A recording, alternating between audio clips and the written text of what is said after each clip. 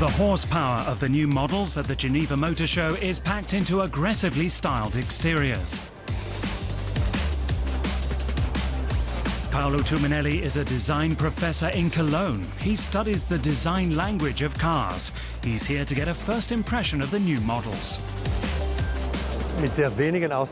Most of the cars I've seen confirm that there's a trend towards aggressive front-end designs. Studies have shown that cars that have a dominant look are popular with consumers, which means they sell better. Tumminelli has scientifically analyzed the design factors that make a car look aggressive. For example, big models can be intimidating. Narrow windows placed up high on the body recall the gun slits of a tank. V-shaped designs at the front end resemble arrowheads. Narrow headlights bring to mind the squinted eyes of a menacing glare. A lot of BMW designs are quite aggressive.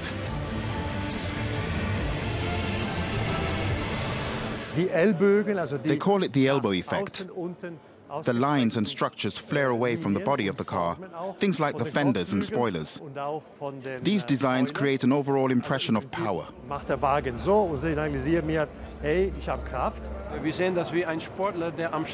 We see it as an athlete just getting ready to start off. He's looking ahead, focusing on what's about to happen. A BMW should always look like it's ready to tear up the road ahead.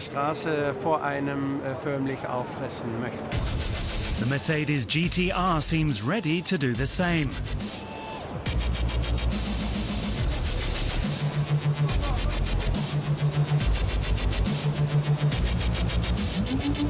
Its air intakes dominate its front.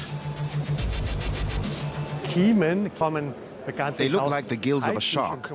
Most of those slots have absolutely no function whatsoever.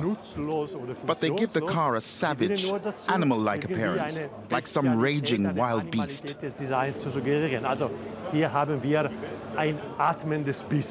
Exactly. We call that the beast of prey look. The GT is our sportiest model. And with the GTR, it's like having a racing car on city streets. I think an aggressive design is perfectly appropriate. The same features are showing up in some of the new Audi models. Take a look at the grille on the Q8.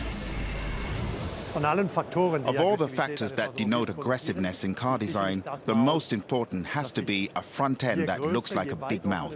And if it's really open wide and looks dangerous and dominating, that will make the car look a lot nastier. Car buyers don't want to travel in a rolling symbol of moderation. They want to make statements. They want to buy products they can identify with.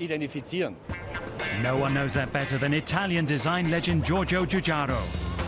He drew attention in Geneva with a beast of a vehicle. Together with his son Fabrizio, he developed an electric sports car that packs 1,000 horsepower.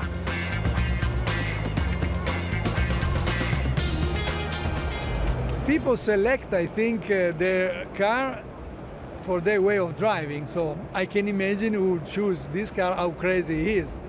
When a car designed for aggression drives by, pedestrians cross the street faster. It's one way for makers of compact cars to gain their customers a little more respect on the road.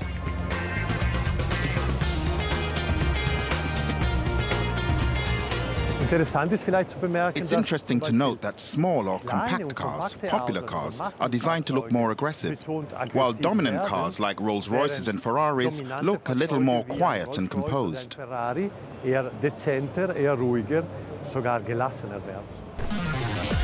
top flight in the automotive world, brands that have always been trendsetters in the industry, haven't really stood out in Geneva.